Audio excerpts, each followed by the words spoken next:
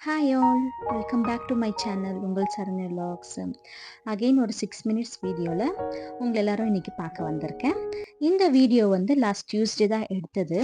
Husband சுவந்த் வந்து காலையில் ஸ்கூலுக்கும் ஆஃபீஸுக்கு போன பிறகு சுவந்த் மத்தியானம் ஸ்கூல்லேருந்து வரத்துக்கு முன்னாடி நான் வீட்டில் என்னென்ன பண்ணுறேன்ட்டு தான் இந்த vlogல இருக்கும். யூஸ்வலாக அவங்க போகிற அவசரத்தில் வந்து எல்லா பொருளையும் வந்து அங்கங்கே அப்படியே தூக்கி போட்டு போயிருப்பாங்க. ஸோ அங்கெல்லாம் கிளம்புன பிறகு அவங்க எடுத்த டவல்ஸ், அவங்க dress, extra pencils, note books வேண்டாதது அதெல்லாம் அங்கங்கேயே இருக்கும். ஸோ ஃபஸ்ட்டு ஹாலு, ரூமு, அதுக்கப்புறமா கிச்சனு அவங்களுக்கு எல்லாம் பேக் பண்ணி முடிச்சு கொஞ்சம் எதுனா பேலன்ஸ் இருக்கும் இல்லையா? அதெல்லாம் தான் வந்து மோஸ்ட்டாக நான் பிரேக்ஃபாஸ்ட்டாக சாப்பிட்டுடுவேன். ரொம்ப இருக்காது லைக் சாலடோ, கொஞ்சோண்டு மீன், தயிர் சாதம், கொஞ்சம் சாம்பார் சாதம் மிக்ஸ் பண்ணி வச்சிருப்பேன்ல, அந்த பேலன்ஸ் இருக்கிறது அப்புறமா மால்ட் கொஞ்சம் இதெல்லாம் தான் என் பிரேக்ஃபாஸ்ட் வந்து நான் முடிச்சுப்பேன். கொஞ்சம் எக்ஸ்ட்ராவே இருந்துச்சுன்னா அந்த ஃப்ரிட்ஜில் வந்து ஒரு சின்ன கப்பில் போட்டு எடுத்து வச்சுடுவேன். யூஸ்வலாக அந்த ஃப்ரிட்ஜில் போட்டு எடுத்து வைக்கிறது அங்கே 2, 3 நாள் வச்சுட்டு மறுபடியும் அது வேண்டான்ட்டு எடுத்து டஸ்ட்பினில் தான் போடுவா. ஆனாலும் அது ஃபஸ்ட்டே இல்லை இது வேண்டாம் வேணும்ன்ட்டு திங்க் பண்ணி அதை யூஸ் பண்ண மாட்டோம். அதுக்கப்புறமா இந்த வெசலெல்லாம் வாஷ் பண்ண வைக்க ஆரம்பிச்சிட்டேன். யூஸ்வலாக காலையிலே வந்து சமையல் மேலே முடிஞ்சாலும் மறுபடியும் மத்தியானத்துக்குள்ளே இன்னும் கொஞ்சம் பாத்திரம் சேர்ந்துருக்குது. திடீர்னு நைட்டு இன்னொரு டைமு கிட்டத்தட்ட பர் டேலே வந்து 3 to 4 டைம்ஸ் வாஷ் பண்ணுற மாதிரி இருக்குது. எப்படிதான் பாத்திரம் சேர்த்து சின்ன சின்ன அந்த ஜூஸ் குடிக்க ஒரு கிளாஸ் எடுப்போம், தண்ணி குடிக்க கிளாஸு, சின்ன எதுனா ஸ்நாக்ஸ் சாப்பிட்ற ஒரு பிளேட்டு, இந்த பாப்பா இருக்கிறதுனால அவன் எதுனா விளையாடுறதுக்கு 2 கிளாஸ் வச்சுன்னு ஒரு கரண்டி வச்சுன்னு எதுனா ஆடுவான் அது அப்படியே அப்படியே அவ்வளோ சாமான் சேர்ந்துடுது. Sorry vessels சேர்ந்துடுது.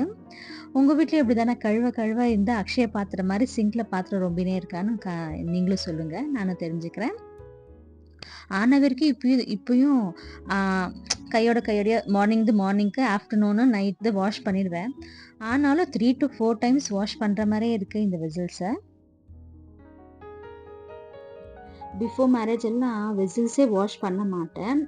அதை விட்டு வேறு எதனா வேலை இருந்தாலும் எல்லாம் மோஸ்ட்டாக செய்வேன். ஆனால் இந்த சிங்க்கில் நின்று பாத்திரம் கழுவுறது எனக்கு பிடிக்காத வேலை. ஆனால் கல்யாணத்துக்கு அப்புறமா அதுதான் ரொம்ப செய்கிற ஒரு வேலையே.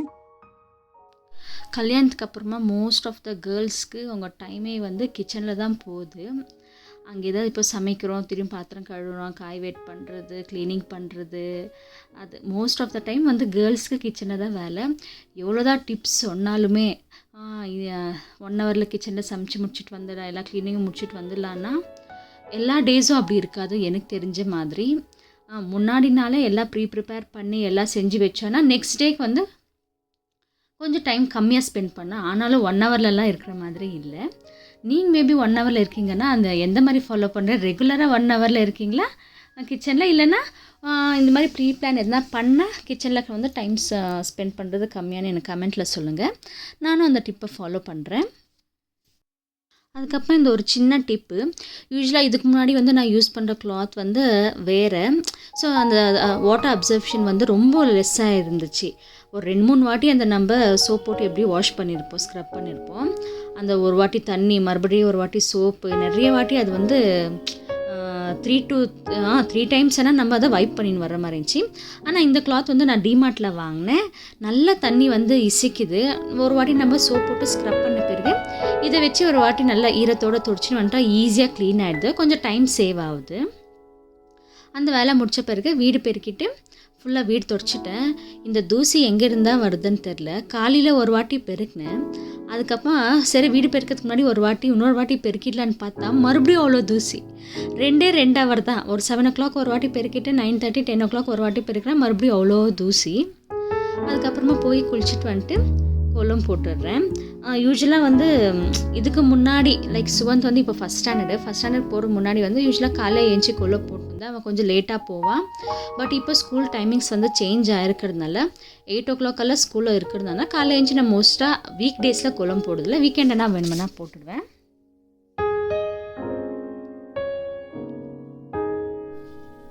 வாசலில் அந்த மாதிரி ஒரு கோலம் போடுறது பார்த்தா தான் மைண்ட் கொஞ்சம் பீஸ்ஃபுல்லாகவும், பட் இன்றைக்கி நம்ம க்ளீனிங்கில் கொஞ்சம் எல்லாம் முடிச்சிருக்கோன்ற ஒரு சாட்டிஸ்ஃபை இருக்கும்.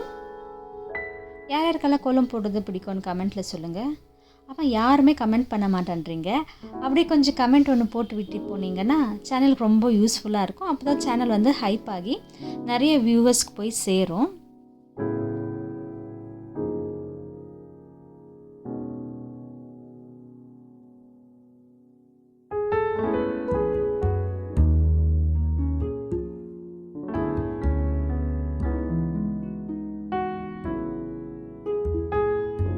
அவங்க ஸ்கூலுக்கும் ஆஃபீஸுக்கு போன பிறகு இந்த மாதிரி பீஸ்ஃபுல்லாக வந்து பூஜை பண்ணுறது தான் கரெக்டாக இருக்குது. அப்படி இல்லைன்னா காலைல ஏஞ்சோன்னா ஐயோ டிஃபன் கட்டணுமே எந்த டென்ஷனில், அவங்கள ரெடி பண்ணி அனுப்பணுமே என்ற டென்ஷனில் ஹரிபரியாக பண்ணுற மாதிரி இருக்கும்.